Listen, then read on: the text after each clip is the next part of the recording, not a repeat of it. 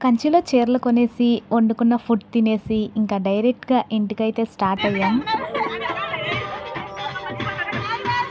అక్కాయ్ మొహం పగిలింది. బస్సు అయితే లాస్ట్ అండ్ ఫైనల్‌గా ఒక్క చోటైతే ఆపారు. అదేనండి ఉలవపాడు కాడ కాయలు తీసుకుందామని. ఇప్పుడైతే ఈ 1 వీక్ కలిసి మేము జర్నీ చేసిన ఫ్యామిలీనైతే చూపియబోతున్నాను.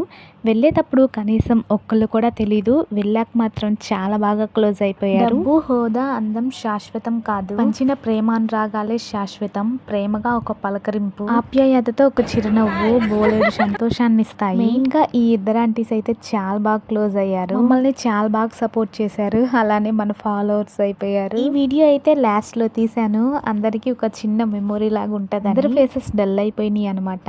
ఈ 7 days జర్నీ చేసి వీడియోస్ తీస్తుంటే వెనకమాల రెడీ అవుతున్నారు చూసారా, ఆ అన్నే అనమాట బస్ పెట్టిన అన్న. మీరు ముందు వీడియోలో గనక చూసినట్టయితే మన చిన్నక్క ఇంటిషన్ చేసి లేపిన అన్న.